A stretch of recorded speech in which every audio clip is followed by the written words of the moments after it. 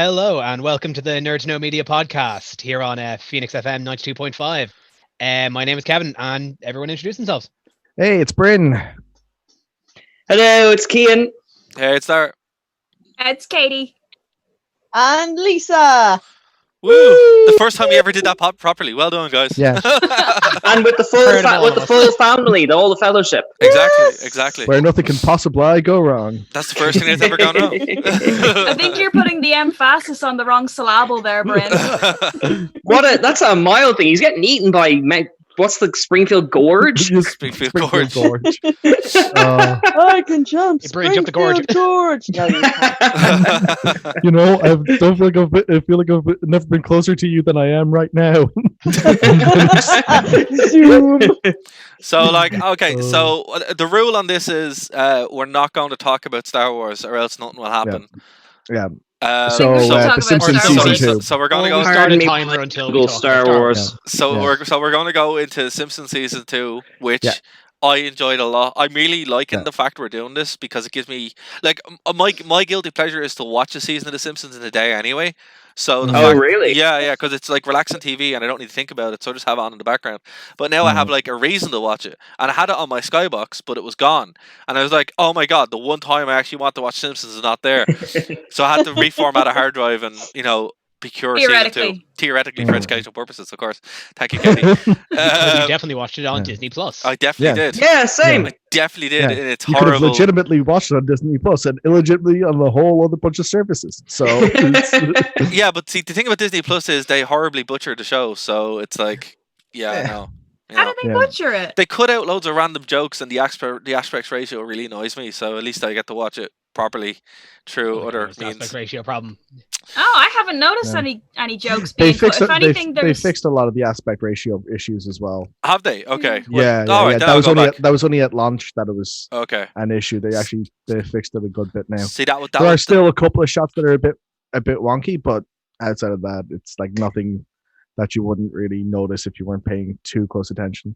Right. Okay. Well, that's good. Well, actually, I want to go back to Katie's point because, I am used to watching it on RTE and Sky One, where they, edit out any for the watershed jokes, any references to the Twin Towers, whatever, all that kind of malarkey, all the stuff about pubs getting blown up on St. Patrick's Day. So I'm actually seeing Homer's more jokes than I used to.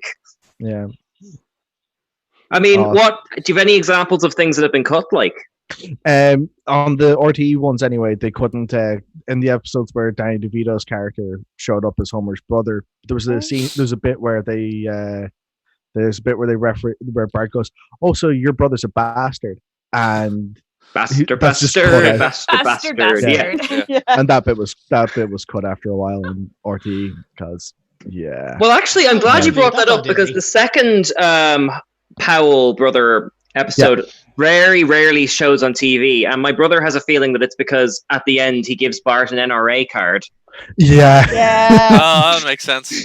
But to be fair, the early Simpsons does lean heavily into the NRA jokes. So there's a lot of NRA forever.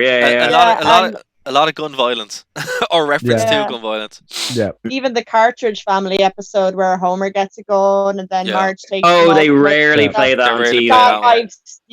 Literally, I think I've seen that twice as an adult over a span of 15 years rather than when it first aired when I was a kid. And it was just always on? No, it wasn't always on, but it was on. You know what I mean? With more frequency than it would be in later years. It'd be one of those ones where you go, hey, I haven't seen that one in a while, and they're like, oh yeah, no, they can't play that one anymore. So, before we actually get into it, bit by bit, which overall thoughts on the season? It's last week we talked about that didn't feel like The Simpsons until the end. This one started to feel like The Simpsons a little bit sooner into it. By the third season, you're properly into The Simpsons. I think it's. Oh no, go ahead. No, I felt like there was a lot more. Again, because it's probably more because there's twice as many episodes. There was just more opportunities for quintessential Simpsons moments to happen, like the bit that's behind me. But I what I couldn't one of the things that I found really interesting was especially trying to make the top 5 list was it kept going. Okay, so my 3 out of my top 5 list from season 1 would still definitely be in my all-time list if it's just going between the 2 seasons. Really? But yeah, but the thing that I found interesting was like that's just going for like a for a top 10 at this point. But I found that once it was getting into the top 5, it was like, yeah, there's just too many quality episodes in season 2 compared to season 1. Because I found making a top 10 was easy. Making a top 5 was really hard. Because there's just so many episodes that like were very close to the top of the list for me. Fair. What do you guys think? It's still kind of in morality tale mode, as it were. I'm looking through the episodes, and you've got like Bart versus Thanksgiving, and you've got Itchy and Scratchy versus Marge. You've got Homer against the 10 Commandments, all that kind of stuff. So it's still kind of in the same mode as series 1, but it's found its rhythm a lot more, I'd say. I definitely felt like it's still trying to teach lessons, and much like I was saying about the last season, it's still kind of upsetting when you actually think about some of the episodes. Like some of them are really drowning these characters in tragedy still. When I don't remember that. Like the one with Homer losing his hair or gaining his hair and losing it. Like, that's really hard hitting. To be fair, Moxno's like the best episode. Yeah, no. To be fair, like that episode is brilliant. Like the fact that it does so much for Homer with Carl, but then it does. But then destroy. And Carl is like one of the best characters, which I wish they brought back. Harvey Firestein just does the like best voice acting. The voice, that voice is so good. Yeah, I'm amazed you don't see him more. Actually, he's fantastic. Yeah, he was in. Mrs. I don't know. Was he? Sorry, that's who. Yeah, he was. He was the brother. Yeah. No way. Robin Williams' Yeah. And he was also. Yeah, he was in Independence Day as well, very briefly. He was. Oh God. Oh yeah, he was. Yeah. I gotta go call my mother. Yeah. I gotta call my lawyer. Okay, not my lawyer. Yeah. Oh God, that film. That's a great. Well, I'm saying like this. Like I didn't even realize that was him. Just Carl is one of those characters that just goes beyond just being a Simpsons character. Like it's just one of those all-time great.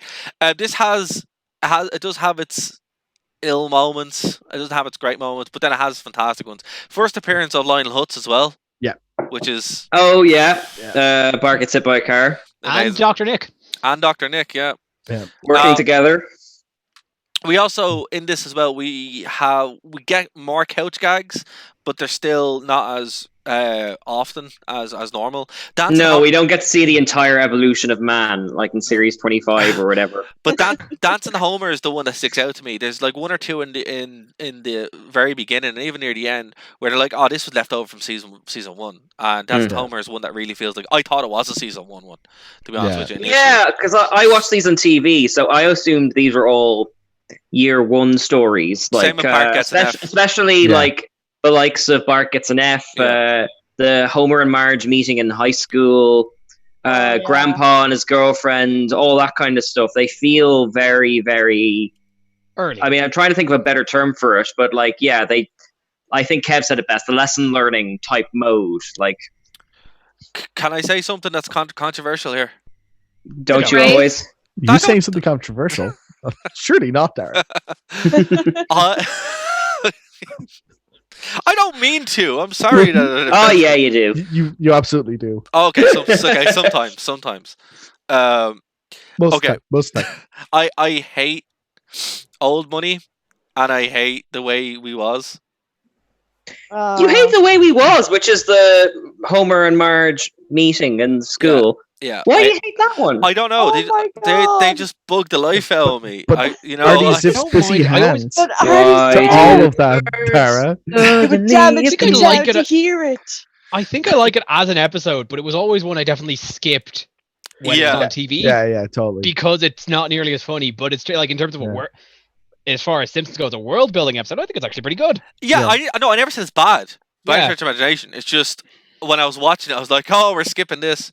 And when Old Money came up, I'm like, oh, we're skipping this even harder.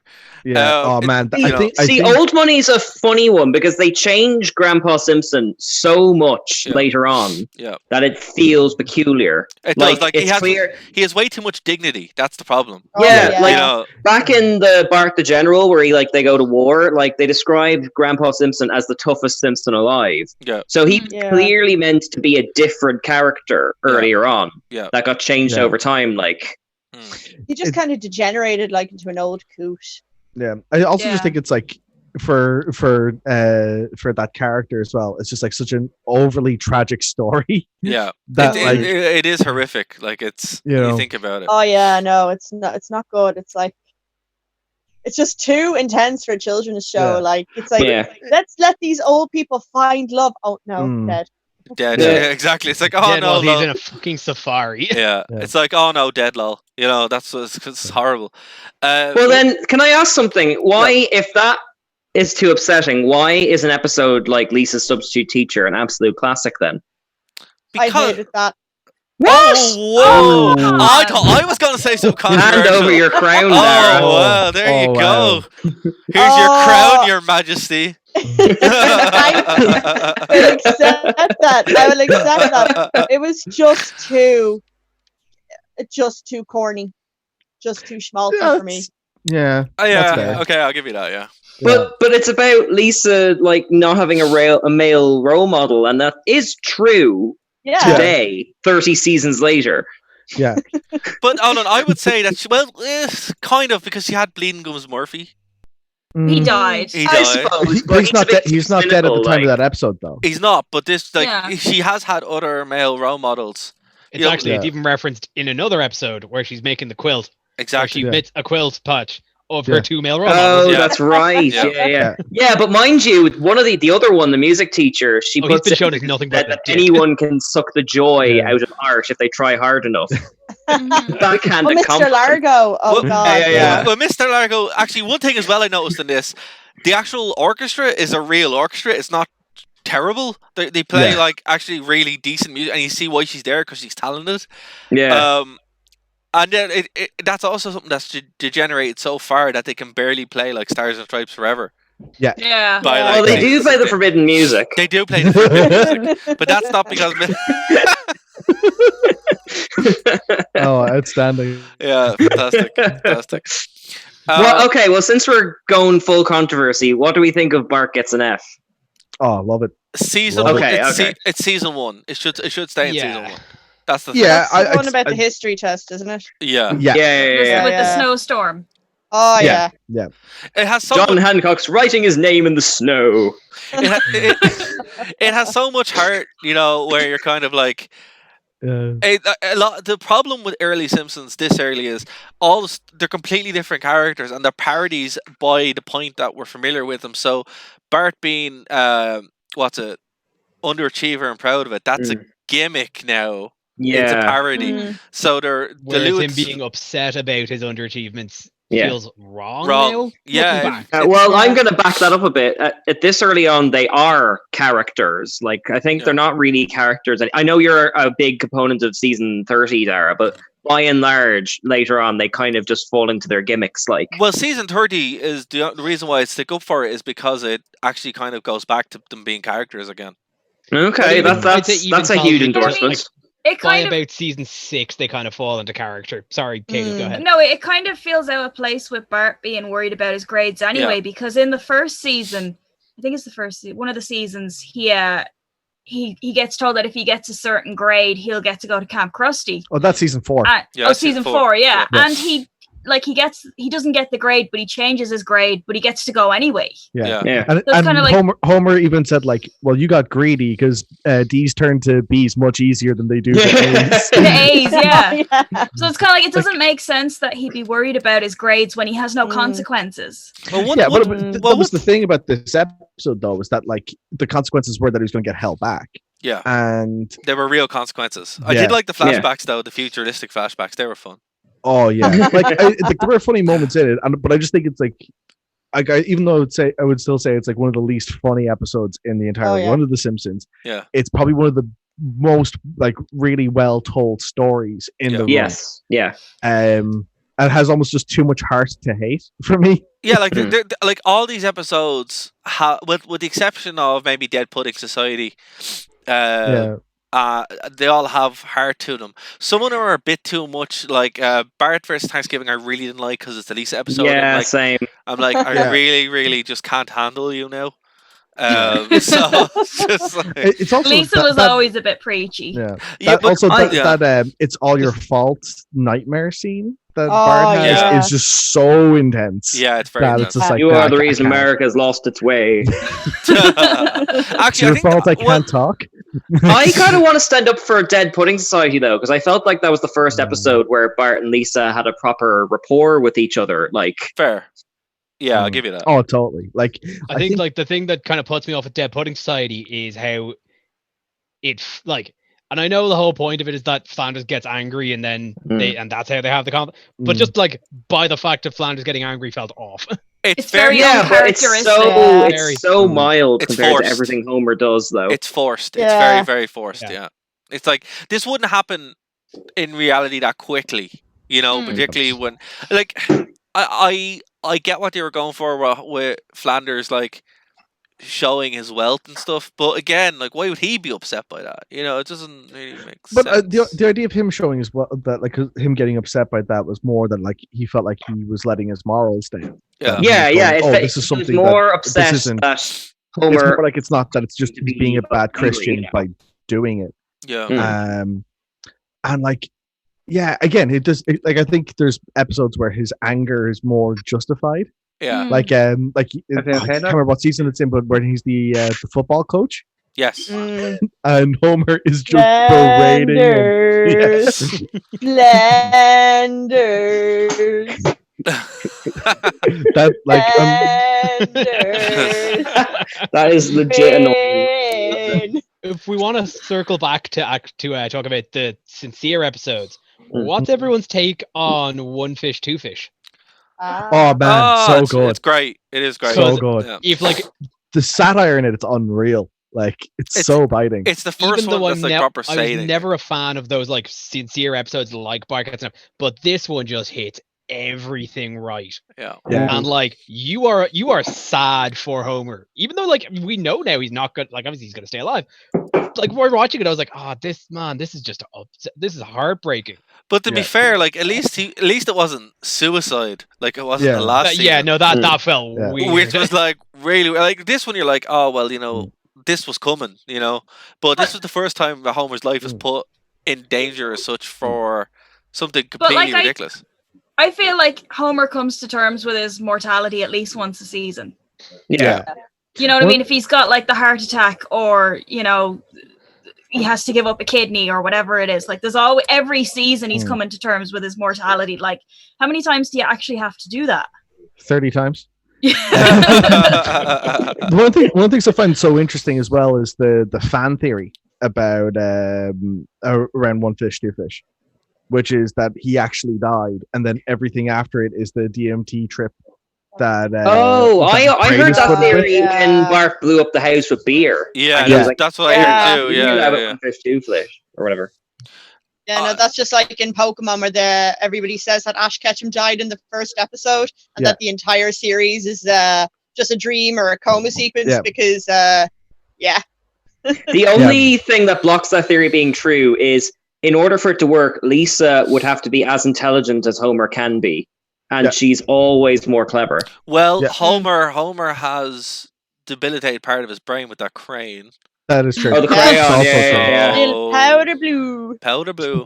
So that could also, it's also clear that his internal monologue is more intelligent than he is. Based off of the episode "The War of the Simpsons," where he has a massively dry wit in his own head. Yeah. So, and also when it's not a cow playing a ukulele. Yeah. and when he's also playing the old time, it's also old timey when he's replaying sequences. Yeah. I declare it to be the most whimsical jape of the season. I put it in your drink as a gag. One thing we got on this, guys, which was really great, and it's the first time we got it. It was Treehouse of Horror. Oh yeah. Yes, I was hoping someone would bring that up. Always the best episode. Even to this day, still the best. It's great. This one had some of my favorite one. I didn't realize Bad Dream House was in it. I thought this was much later on, because anytime you parody Poltergeist, it's like, this is going to be a fun time. Yeah. Can we just point out that there's 3 stories in this, and in 2 of them, the Simpsons are too obnoxious for the horror monsters to hang out with. Yeah. And the only reason the 3rd one gets a pass is because the horror monster is Bart. Yeah. Which, can I point out, Dan Castellaneta brought his A game. Yeah, it was actually really impressive, wasn't it? I don't know. I think I just haven't watched it in so long, and I was so young to not, because I always thought The Raven was slow because I was fucking 10, and 10-year-olds in a Poe. That's the point that Bart makes. Yeah, literally. So now that I kind of understand things a bit more, I was like, oh, this is first off, really fucking great story, and Dan Castellaneta doing the sections of The Raven in Homer's voice. It's brilliant. It's so good. The delivery is so spot on. And you've got Darth Vader being the narrator as well, which is perfect. So good. One of the things as well that I love is they get a jab in at the first Friday the 13th film, where they just go oh, well, it was so scary at the time, but now it's really tame. Which I mean, I remember the first time I saw that film, I bought it on DVD, and it was just it was good. Okay, this is really fun. And then watch the making of it, and they're saying people running out of the theater, and I'm like, when? That's an exaggeration, I think. If anything, you're gonna run out, it's when you're watching Sleepaway Camp. Yeah. But the thing with you go first. Sorry. Oh my God! I was just gonna say. Hold on, Lisa. Before our next watch along is going to be Sleepaway Camp. Sorry, go on. Brilliant. Yeah, I've decided. What is it? Well, we're going to watch it together, and you're going to find out. It's not scary, is it? No, not really. It's just amazing. It's just amazing. Lisa knows. So that's the main thing. Oh dear. I'll say nothing. It's better than Roadhouse as a movie. I'll give you that. Oh, that's high praise. Yeah. Well, that's wait. What do you mean as a movie? Not hard to do. Sorry. Poor Patrick Swayze in his kung fu shirt. Oh my God. Kung fu in heaven now. Oh man. He's crying. You made little Patrick Swayze cry. He's ripping out throats in heaven now. One thing I really liked about The Raven was just it's just the overall art direction side of it. It was really cool. Yeah. It felt like something complete. It felt inside the Simpsons universe, but something completely different. It was one of the first times where they took the we're a cartoon to its logical conclusion of being able to jump like this. We also saw it with space as well. It's the first time they went into some sort of outer space. First introduction of Kang Kodos, who personal faves. Yeah, they're still kind of getting there. They're the people that you vote for, aren't they? Exactly. I voted for Kodos. But the thing is with The Raven as well, it was kind of indicative because I think by today's standards, the three houses of horror are awful. They're just really cheap kind of crap, kind of superficial parodies of movies that are out, and they feel lazy and they feel like, oh, we're just going to rip off a movie. And 99% of the time nowadays, it's not even a horror movie. It's just, it's not even a movie. They're really badly done. Yeah. But this was really pure, it's almost honest. like one of those. And it was really, it was really intelligent. It's like, we're going to put a famous poem in our cartoon, and it's kind of valid. Even the animation details, the house keeps changing color when it's trying to scare them, and all these little touches. That episode gave me nightmares. Yeah, so where it's just die, everybody die. Die. That's just so this is intense. so intense. Yeah. Oh no, that messed me up when I was a kid. It was my favorite episode. It's just so messed up. Or but even when they throw something into the vortex in the kitchen, and a note comes out, and it's don't throw your garbage into our vortex. It's first ball, okay. The Raven also has one of my favorite sight gags from the earlier seasons, where it's showing Marge as Lenore, and it just towers up. You just see her hair in the portrait. It's so great. I love that so much. Can I just point out that someone on the Simpsons staff must be a big Poe fan, because you've got the telltale head, you've got that. Well documented that the Simpsons writers were full kind of college PhD graduates, whether it be English, math, science. They were all They clean Edgar Allan Poe's tombstone on the bloody, I can't believe they invented it, and they push his house off a cliff when Homer's having a heart attack. Yeah. They love Poe and they love Stanley Kubrick, and they're two things that are the building blocks of The Simpsons. They're also big fans of Orson Welles as well. Huge fans of Orson Welles. Especially Citizen Kane, because you can basically see all of Citizen Kane. Yeah, in the Blood Feud, had that Citizen Kane opening when Burns is sick and all that. Yeah. Speaking of movies comparable to Citizen Kane, the McBain movies. Yes. Which I think it's this whole season where if you actually pull them sequentially from the episodes, it's one arc. Yeah, one movie. One thing as well that I'm going to start keeping track of, I'm going to keep track of every Orson Welles reference and every Stanley Kubrick reference, because there's a lot. You're going to be busy. I know for a fact when I was watching, before I saw the Stanley Kubrick movies, I had already seen them in The Simpsons. And, we're getting to this point near the end of it where, you're like, oh, they're start doing pop cultural references, so this is where it starts. One thing I really liked, I have to say, as a massive, just, a feel-good moment, Bart the Daredevil with Truckosaurus. I just love Truckosaurus. It's just great. Really, I would want to see Truckosaurus. The bit where he was eating the car, Yeah, one of my favorite bits watching that when I watched it, I was watching it with my girlfriend, and we're watching the whole episode. She doesn't say a word. We get to the bit where I'm back to the Daredevil's name. He Lance Murdoch. Lance Murdoch. Yeah. He's talking through what's in the pool that he's jumping over. And he gets to the bit where he's listing off everything, and he says there's also going to be a lion.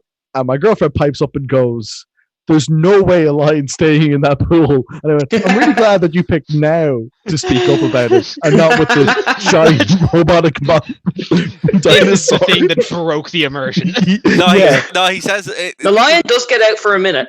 The lion is the most dangerous. The lion is the most dangerous, apparently. The king in the jungle. Yeah. Can I just give a shout out? One of my favorite Simpsons moments is Lisa's concert where Homer's just sitting through it. And he's like, time to go, and then brings her back so she can blow it. Holding the watch in the air. He is such a jerk. He is such a jerk in that. It's but here's the thing. He's not a jerk. We've all felt that. But he's as I said, he's realistic. He's that's what my dad would probably do. He's like, come on, let's go. Well, we have to go. Unfinished symphony. How much more of this do you think he expects us to write? Even if we had kids, it'd be the same. It'd be how much of this do I actually have to sit through? Exactly. It's you've done your solo, time to go. There's a one of the best Lisa lines is in that episode as well, where Homer's doing, I think it's the William Tell overture is what they were finishing up with, and he's doing that, he's humming that while driving, and just I heard she goes, "I reached him." And Rod playing the violin and Flanders crying and all that kind of stuff. And Homer's like, "If he's not that bad, it's okay." So good. Oh my God. I don't want to get too political or anything, but I just want to say that the one where Mr. Burns runs for governor has aged exceptionally well. It's so good now. It's better now than it was then. Am I the only one who thinks that this season seemed to love Mr. Burns? Yeah, there's a lot more of him, certainly. Second episode. And I get that obviously they just need an antagonist, so Homer's boss is a go-to. Yeah. It felt like he was just all over the place. Yeah. Between getting painted, running over Bart, having to eat the three-eyed fish. Just everywhere. I think it's because him running over Bart are such a good double act, though. Yeah. He's just a great foil. He's so it's just so fun, and especially with the episode where I ran over Bart, it's just excellent. Him deciding you never show that. There's one thing that I really like. Mr. Burns in this, his inner, you get to see how he thinks. And he's like, "Oh, just fire him." It's I don't think it's a good idea to fire him. And it just plays to what they think. Hero, boss, fires insubordinate employee. You're like, in his head, he's the hero. And you're like, this makes sense. Compared to, to use Smithers' line when he gets shot, he crossed the line between everyday villainy to superhero villainy. It's he was a rank amateur next to Dr. Colossus. You're just I can see that he's still a bad dude, but he thinks he's doing good, so Is he really that bad? That's like encapsulated. That's encapsulated by the line where the line he has in the episode where he runs for governor, where he's like, they foiled my plans to become governor, but if I killed them, I'd be the one to go to jail. That's democracy for you. Yeah. I love that. Smithers will go destroy something tasteful. Also, I don't know if you guys discussed this last week, but like, can we just take a moment to talk about Smithers undergoing an ethnicity change? Oh, we did discuss that. Within 4 episodes. Yeah, we did. Yeah. It happens a lot. I think you pointed out, Dara, that Mo's hair changes color a few times and all that kind of stuff. It does. Letty and Carl switch voices back and forth. Kev pointed out that a couple of kids changed ethnicity in the same scene. Yeah. Scene to scene. 2 of them are black, then 2 of them are white, and then one's black, one's white. It's strange. Oh, but I was thinking about this in the shower the other day when I had most of my thoughts. It's the only quiet place. Not about Star Wars. Not about Star Wars. And I was just like, if Smithers actually had have stayed black, think of the progression he would have had. He would have had the most progressive arc ever. A gay black dude who's super into Malibu Stacy and in love with his boss. I'm like, come on, that's why we have to get through 3 seasons of a black guy being completely subjugated by the richest white guy. Yeah, that's why they took it out, because they thought it was too much. That is what Speaking of the animation errors, I pointed to it last week, but I want to show it off now. Can you see my monitor through this camera? Yes. Look at Marge's dress. Oh, yeah. Oh, that's Lisa. Oh, my God. It flicks back between her dress and Lisa's a few times in the end of the Capitol. Isn't it freaky? Wow, that's like nightmare. That's nightmarish right there. I remember spotting that on TV and go, oh. Which makes you realize that Lisa's just dressing like her mom. And imagine being a daughter dressing exactly like your mother. When you're that age, you wear what your parents buy you. That's fair. Yeah. So I mean, when I was a kid, I have a younger sister who's a year and a half younger than me. But my mom used to dress us like twins because we were similar sizes, and she used to get like buy one get one free deals and stuff. So fair. you wear what you're given at that age. Fair. Yeah, that's fair. That's fair. And here's the thing though, right? One thing that is brought up: the Simpsons aren't poor, but they kind of are. But they're also not. They're kind of lower middle class. Yeah, but then they're not. Like, it's weird. Like, Homer is an incredibly good provider, and as we're going along, we see that he has other streams of money with like the B sharps and the royalties from that. So at this point, they're okay. They're not like super rich, but they're not broke.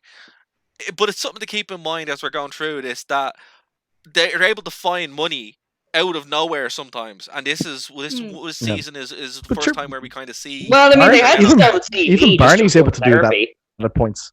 Yeah, that's true. Particularly when Homer starts shopping around jobs, and they're just able to buy like a snowplow, and it's like, how are you just able to buy a snowplow?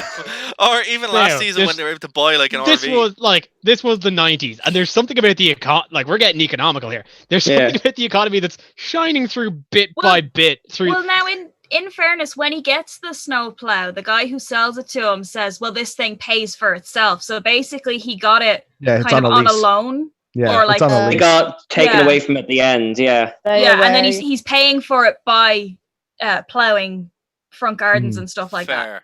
Yeah. He got to keep the jacket though, and that's the main thing. Yeah, he did. That makes frequent reappearances throughout the season. It does. And it's weird. Like, we start getting a glimpse into Homer and Marge's like love life, and she is like absolutely wild. And you're like, dude. Oh yeah. No wonder Bart was like born where he was, because you guys can't keep your hand off each other. It's hilarious. It's just really funny. Like, it adds that kind of element of realism, which is like not there. It's like. Well, again, I think it was kind of to counterpoint the sitcoms at the time, which were just notoriously sexless. That's a very good point, because Marge is like the proper because the big joke of like stuff like Married with Kids is that they never had sex. Even in older shows, like even in the Flintstones and stuff, you'd see that they're married but they're sleeping in separate beds. I think Bart vs. Thanksgiving is the big kind of middle finger to that type of family dynamic. It's like the closest analog was the Addams Family, and like and that's like the height of relationship goals, where they're middle-aged and still love each other. Oh yeah, but the Addams Family, they were like, Morticia and Gomez were really, really good to each other, whereas Homer and Marge are really horrible to each other. But then they're constantly, can't keep their hands on. So it's kind of it's it's not a very good dynamic. It's a bit like the parents in Malcolm in the Middle, that kind of thing. Like, actually, you know well, what? even they were good to each other. Yeah, it's more like they worshipped each other. Yeah, it was like as we said before we went on. You know, it's like the people that want Harley Quinn Joker relationship. Yeah, it's kind of the same kind of dynamic in the abusive way. Like how many times has Homer like nearly been led astray? And Marge. Yeah. Well, enough that there's a bowling team of them in one episode. Yes, the home wreckers. Yeah, that's absolutely brilliant. But what I think is interesting though is like because I remember reading this study, and this is going to get a bit more bleak, but like there was a study done where like the findings were that like the average dysfunctional relationship has both parties abusing each other in equal measure, and that's kind of the way that sitcom families behave, where like there is a level of like it's kind of like a bipolar thing where they love each other in equal measure, but they hate each other in equal measure too, which is why you have Lois and Hal, or you have Marge and Homer. Whereas the family you'd expect to be much more destructive and harmful to each other, like the Addams family, is probably the most healthy one because they kind of go, no, we harm everyone else. Families that slay together. Aside from some progressive manslaughter, everything's chill. Yeah, well, you can't spell manslaughter without laughter, Kev. So, see, this is the thing about like abusive relationships as well, is that eventually, if you're in it long enough, the victim will become the abuser. Yeah. And like that's what they say about toxic relationships, is that when you get out of a toxic relationship, you're radioactive yourself for a little while. You have to heal and all that kind of stuff. Yeah, because that becomes the dynamic, and so whatever way you respond to your abuser is in itself an abuse. Do you know what? They actually bring that up in one of the Treehouse of Horrors in one of the later series. Does anybody remember the Treehouse of Horror where the ghosts of the Simpsons past come back and haunt, and Homer actually prefers Ghost Marge from the early 90s because she was like nicer to him and she made more of an effort and she put up with stuff more, whereas it was from the last 5 years maybe, and he didn't, and it was to highlight the fact that now Marge, like the Marge from the later series, does not put up with Homer's shit. She's much tougher on him. She's more naggy. She's not as nice. And she's not as much of a doormat. She kind of, like Katie said, gives as good as she gets. And that's kind of what they were highlighting with that. But it just kind of ties in nicely with what Katie said about how the person who's kind of been abused kind of takes on that role themselves. And there was another discussion as well with regards to children like Bart or say Chris Griffin, who have big, stupid, abusive, alcoholic fathers. Because when you think about it, like you're laughing at it, but if anybody did in real life what the stuff that like Homer or Peter Griffin actually did, like, I mean, Homer absolutely physically abuses Bart. Yeah, like 100%. Like even before it gets crazy, right? Even like now, like stuff that Homer does, it's like, man, you're really he's bad. Not dad. reliable. He's a and he disappears and he does bad to go to a things monster truck rally instead of your daughter. Hold on, Kev. Kev, hold on. We're skipping ahead of that. The bit that really got to me was hold on, Kate, hold on. What's the monster truck rally? It was Truckosaurus. Come on. I mean, one night only. Come on. Get it right. Truckosaurus, the movies. Okay, no, you're right. Brando. You're right. That's justifiable. But the point where it hit home for me was it's season 3 now. I know we're skipping around a bit, but Marge sends Bart to pick Homer up from the pub, and that's Yeah. That's called an Irish weekend, though, Kane. Like, if you did it as a child, there's something wrong. Like, come on. And Bart like dancing and singing on the bar for the drugs and all that kind of stuff. It's like, again, that's just Ireland. Like, that's just the way it is. You know? But to the rest of the world, exactly. It's bad. It's a bad thing. But they do that as well in the episode where, for some reason, I think Bart has an Irish nanny for some reason, and she brings him to the pub, and he's like, "How long are we here for?" And she's just there with a pint of Guinness, going, "Till I'm tired of drinking these. I'm never tired of drinking these." Brilliant, like it's brilliant. But and then you just hear like Laura playing really sadly on like one violin. I remember that. Yeah. I don't know what it was. Yeah, oh, that's a great line. Getting back to Marge for a second, one of my favorites in this series was Itchy and Scratchy and Marge. Yes, this you know what? This is one of my favorite ones of all time, actually, as well. Yeah. Oh, really? Yeah, I love. How come, Dara? Everything about it's just fantastic. I love the story. I love that. I love just the interaction with the writers, where Marge is just a proper shrill, and the way they just don't deal with her. They're like, you know, the artist is just drawing a little rabbit, and it's like, but then what she says, it's so very meta. It's so meta. Yeah, but one thing as well. Actually, one thing that really pissed me off. Marge gets sent out a signed copy, like a signed Itchy and Scratchy thing. I'm like, keep that, frame it, sell it on eBay. Yeah, you know, silly woman. But I also like the fact that Dr. Monroe was brought back as like a character, and he's like, every time he's brought back, he's like on a little trip. So at one point he's standing outside hanging around like Athens or something. Yeah, he's standing outside the Parthenon. He's like, you know, it's like, what are you doing? Just going on holiday. Like, it's gas. It's brilliant. It feels like a real, like, it feels like a real world. Like, the media there is actually like its own thing. It's a lot of world building that's going on there. Like, so much in the episode, we get to see different TV shows. We get to see how cable networks work. It's really cool. Yeah. The first proper appearance of oh no, actually I'm wrong. Lovejoy's wife was in the series 1 when Marge had an affair. But it's kind of, the world is starting to come together in that one. And I love the fact that it circles around from Marge leading this kind of Protect the Kids campaign to defending expression of art. Best line. It's a very complex message for 20 minutes. I told you she drew the line of full frontal nudity. No. I told you she was the line is, I told you she was soft on full frontal nudity, and I'm like, it's amazing. It's just what a line. Yeah. Like, but again, even that kind of like establishes what the landscape of the town is. Yeah, you know, anti-science, anti-art. Yeah, but like you also get like someone like Roger Myers, where he's just going, well, this is ridiculous. Violence has always existed, and it's just like, and Ken Brockman going, so violence existed 100 years ago. Like, that's fascinating. That's fascinating. Before television.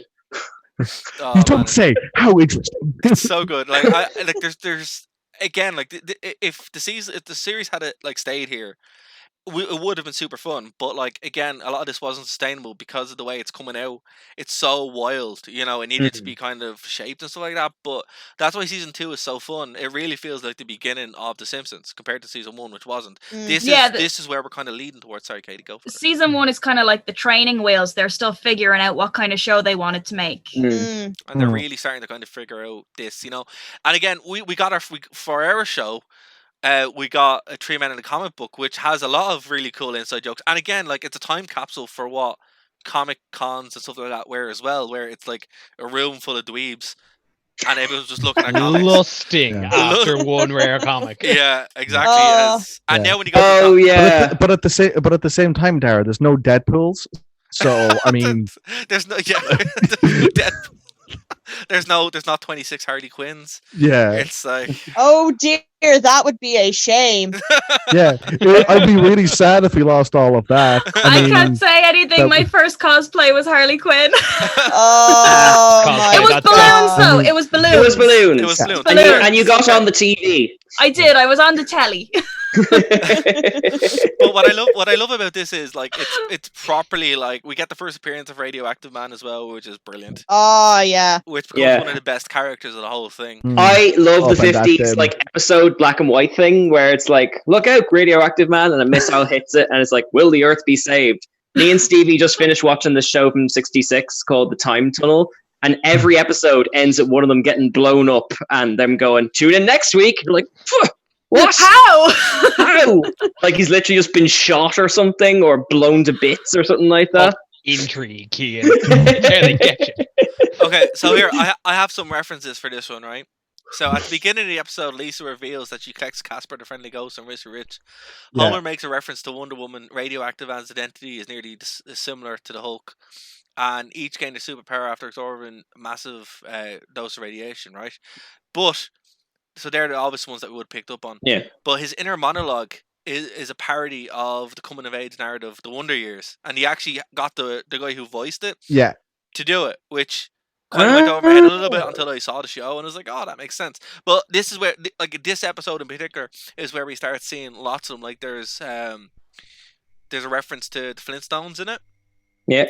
You know, the Laramie Cigarette ad, that's like a direct reference to those ads in the 60s. And there's even a Gone in the Wind parody in this episode. So really, where? Yeah, so right, so when Bart begs Mrs. Glick to not apply iodine to his wound, she grabs his arm, and the scene moves to a silhouette and screams, and that's from Gone with the Wind. Oh yeah. Actually, I'm really glad you brought that up because I was so obscure. It is. But that's what I mean. There's deep cuts here, and this is where it starts in season 2 near the end. Okay, because I was wondering last week, something I forgot to say just upon Reevesy, there's an absence of media presence in series 1. Yeah. That's starting to creep into series 2. Like, it's very insular, yeah. By season 2, like by the end of season 2, we're in it. Like already, there's like a massive block of cultural references. That in Principal Charming, you've got the Vertigo bit where he's running up the clock tower. Well, I think when you're starting out as well, you're kind of worried about copyright, and you don't know what's okay to do and what's not. You know? Yeah, I suppose so. And they sing Shaft in the One Fish Two Fish. I like the fact they actually have Richard Sakai, who's one of the creators of the show, in the show. He's like, "Hi, I'm Richard Sakai," and then he starts singing. Like, is that who? I always wondered what that was. Hold on, I missed it. Was it? Do you remember? There's a guy called Richard in the karaoke bar who's just singing a song for his girlfriend. Randomly in One Fish Two Fish. I never knew what the deal with that was. He's like one of the animators or something like that, or one of the producers, but he's a long running member of the cast, and that's him. And it's just so weird in Fourth Wall to actually put Richard Sakai from the show. He's like, "Hi, I'm Richard Sakai," and he starts like, I don't know, I'm an anesthesiologist. Also the first appearance of Comic Book Guy. Yeah.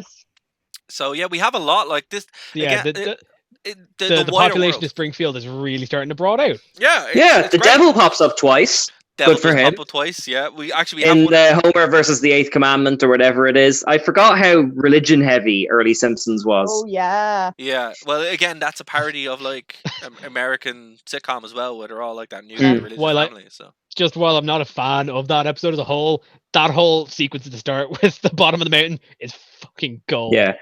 And the Simpsons, the kids at Sunday school. The ventriloquist goes to heaven. The dummy doesn't. Okay, but if my arm gets chopped off, will I be waiting for me in heaven? Yes, for the last time, Bart. Yes. What about a robot with a human brain? So another one, right? One that actually. Sorry, go on. No, it's just another one of my favorite lines was from last season. Would a little blind faith be too much to ask? I forgot about that. Sorry, go ahead. You're right. They talk about heaven in series 1. They talk about hell in this one. That's where all the pirates live and all that. Yeah, all the pirates. Yes, thousands of them. So there's a few here as well that we have to talk about, or else people will be upset. Brush for Greatness. That's where Marge's. Ringo Starr. My first contact with the Beatles. I didn't even know who this person was until I was like, I thought he was Thomas the Tank Engine because that was my only point of contact with that age. It's Thomas the Tank Engine. He's the fucking hung it on me wall. Yeah. I hung it on me wall. It's like... I do like just the idea of the fact that like Ringo has now nothing better to do than to reply to every. No, but that did happen because 2 or 3 years ago he put out a video saying with peace and love he's not answering fan mail anymore because he legit has been trying for like 2 decades. And he just can't anymore. But it's so weird. Yeah, like they didn't pull that from nowhere. Yeah, that's true. Like again, like a lot of this is while it's expanding the parameters of what is realistic, this stuff like this could still happen. You know, like there's nothing here that is too outlandish. Even with Blood Feud, where it still happens, and they actually proved that if you take blood from younger people, it does revitalize you. Really? Yeah, well, actually, Elizabeth Battery. The vampires are onto something. Well, I was waiting for Battery. Yeah, I was waiting for Battery. She figured this out years ago. She was on something. But yeah, she was on a load of virgin blood. It's true. But yeah, so like, I think it ends on a very strong point, but I wish personally that 3 Men in a Comic Book was the last episode because of the way it ends. But I don't know. I kind of like how Blood Feud has a very meta ending where they don't know what the lesson is. it's an ending. It's an ending. Let's leave it at that. One thing I do like, actually, the big cup thing that they get. Well, it's not a cup. And that's just in the basement for the rest of the episode. Like that. It just shows up. It's always kind of there in the basement, so it's just it's there. Not Aztec. I think even like for thank God for the Simpsons. That's where I learned what a dodecahedron is. Oh my God, yes, dodecahedron. Sorry, Katie, what were you saying? No, I was just saying that like for it being the end of the season, I think it is a very Simpsons way to round things out because The Simpsons is one of those shows that you watch it and then you go, what? Yeah. But I think as well, it's also sending like a pretty clear message about how they feel about having every episode end on this is a happy ending because kind of thing. This is the lesson. And then they're just going, no, this is just an ending. We're not doing that anymore. No, they've got a giant head now. Yeah. Sorry, Katie. That was kind of a subtle way of doing it. Whereas later on in the show, I can't remember what season it is, but they do an ending where it's literally just them dancing to the Ghostbusters, and it's like nothing was learned in that episode. Yeah, that was the when they were reading a book of history tales, like Troy and Joan of Arc and all that monarchy. Homer's Odyssey, Yeah, and nothing is learned in that episode. It was a filler episode, and then they had to end it, so they ended it with Ghostbusters. For a filler episode, it was actually so historically accurate. Our classical studies teacher in school actually brought that in, like on video that she recorded. And it. I think Crash Course in the Odyssey. You're right. I think because then the Joan of Arc one, they call the 100 Years' War Operation Speedy Revolution, and I've heard that quote in many places. You know what? Now 8 years after I taught classics, I wish I did that. Damn it. Just wheeling the big telly on the trolley with the little VHS. Yeah, I wish I did that. Yeah. Damn it. Thanks, Lisa. It's funny though, because like I remember when I was in college, I learned that like how like oddly revolutionary the Wayne's World film was for like just really small things, like the way they do the thing was like the 5, 4. Apparently that's just what's done everywhere in industry now because it's the only way to do the countdown in a fun way. Really? Also, that film fundamentally changed the name of a shot type. It used to be called an extra close-up, and now it's called the extreme close-up because of that film. Whoa! One thing I will have to say, actually, just getting back to like really good moments in this. Marriage, as I said, Itchy Scratchy Marriage is one of my favorite episodes in this. It has the most saccharine thing ever put on TV as well. Where they do the rewrites and it's like lemonade. Oh yeah, please. I still use that in the house at least every week. It's brilliant. It's brilliant. Also quotable. The actual the quotability of this season. This is when it really picks up. You can really start banging them out, and this is going to run up until I guarantee season 11, where we actually find quotes because it's going to happen, and then it kind of peters out then after that. But yeah, prepare for all the quotes, guys, because it's going to happen. All right, the podcast is now for what 10 more episodes. 10 more episodes. This guys. An hour and a half episodes just quoting Simpsons. Another 2.5 months of this, guys. So while we're rounding out the hour before Keane has to go, favorite episodes, Keane. Favorite episode for everybody. Ooh, that's a really, really tough question. I'm actually just going to have to... Someone else go. I'm going to look through the list first. All right, I have a few prepared, so I might as well run through them. Treehouse of Horror. Bart gets an F. What else do they have here? Bart the Daredevil. Bart gets hit by a car. And 3 Men in the comic book. Oh, they're good choices. Yeah. Oh, so good. Okay, I'm going to go with Itchy and Scratchy and Marge. The Way We Was is just to wind up Dara. And but I'm the one that says controversial things. Okay. And I'm going to give a shout out to Lisa's substitute. It always gets me right in the emotions. Oh, and the Eighth Commandment as well. I love that, like all of them fighting over the cable and stuff. Oh, and 2 cars in every garage and 3 as the Mr. Burns Runs for Governor one. Yeah. Okay. Awesome. I'll go then. Itchy and Scratchy and Marriage. 3 Men in a comic book, and by an absolute hair, Treehouse of Horror, but it's not by much. Yeah. Okay, so yeah, it deserves to be there, definitely. Has to be there. I think I'm gonna go with One Fish, Two Fish. Oh, brother, where art thou? Yeah, that's definitely a good one. I think I really enjoyed. Danny DeVito's excellent. Like, yeah, Unky Herb, and yeah, the name Itchy and Scratchy and Marge. Yeah, I'll probably have to give that. Like, that's absolute gold. Yeah, yeah. I think are we doing 5? Roughly 5? Yeah, roughly 5. Yeah, however many you feel. Yeah, definitely Treehouse of Horror. Definitely Itchy and Scratchy and Marge. Definitely Demoxenil. Yeah, that's great. It's a good one. The Way We Was. And then probably Truckosaurus. Because it's Truckosaurus, yeah. How can you not like Truckosaurus? I want a Truckosaurus spin-off. By the way, actually, keep in mind, because they didn't reanimate Truckosaurus, when Truckosaurus comes back, it's the same footage they just used again. Yeah. I noticed it was the Simpsons car. Yeah. Katie, you? Well, it's horrible. Their cars are the worst. Pink and orange cars. Yeah. Pretty bad cars. Pretty bad cars. Thank God for the Canyon Aero. Oh. Well, we'll get to the Canyon Name Aero. the car that's 4-wheel drive, smells like a steak, and seats 35. Kentucky Fried Car endorsed by Cloud. Aero. Thank you, Cian. Thank you. Enjoy having that in your head for a 6 Whoa, Canyon Aero. Whoa. It's a war-stricken, deer-stricken flying machine. Unexplained fires are a matter for the courts. Best line ever. Whenever my mom asks me, like, what happened to this? What happened to that? I just go, unexplained fires are a matter for the courts. And it just like gets me out of everything ever. The Canyon Aero is deemed unsuitable for both city and highway driving. Oh, she's out of her bath. Hello.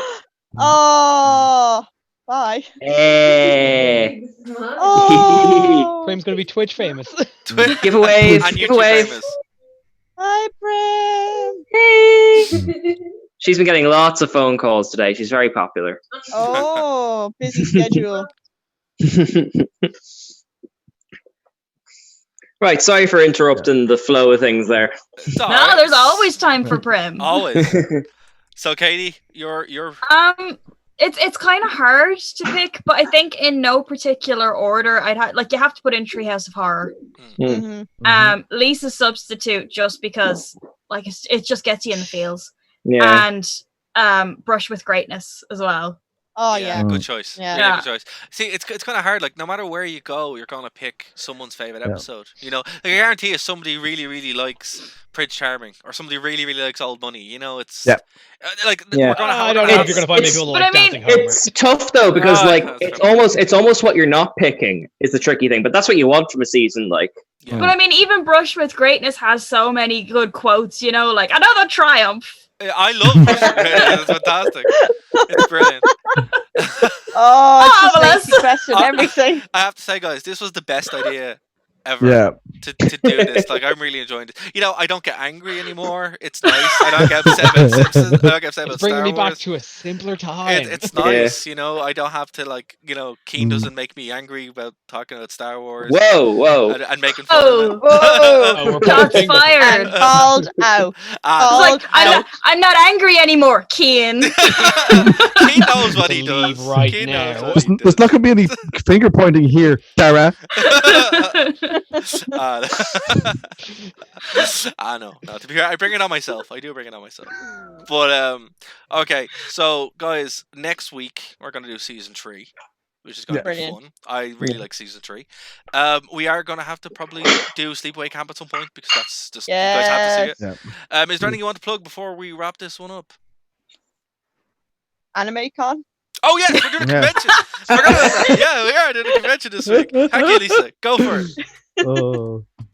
So what's going on this weekend? We have anime lockdown convention. Caught in quarantine. Yeah, it's gonna be fun. That's all the details are up on Facebook and all that kind of good stuff as well. So do check that out. Kicking off on Friday. I spotted, if I'm not mistaken, I saw them post on Facebook. Their Discord server is actually open now. Really? Ooh. Yeah, so like they've opened the Discord chat up now. So like if you want to share, talk. Oh wow. That's open. And then I think all the panels are going to be run through that Discord server as the weekend goes on. Well, we're gonna put a link up to everything from our social media, so go over to nerdtoknowmedia and check it out on Facebook and Twitter and all that kind of stuff, where all the details are famous people on it. Do you? Do you have people on it? They're panel. Yeah, they've got Ash Ketchum. Yeah, so that's gonna be fun. Yeah. I don't know how it's gonna go because I haven't written the panel yet. But have you written yours yet, Lisa? Yeah, actually, I mean, not to get too meta on the air, but like, are we just playing the game on Saturday, or is there going to be a script? Or there's going to be a script. Okay, there's going to be a script. I'm concerned. We're going to talk about that after we go off the air. But guys, thanks for checking us out here on Phoenix 92.5 FM, and yeah, we'll talk to you next week. Bye, guys. Bye.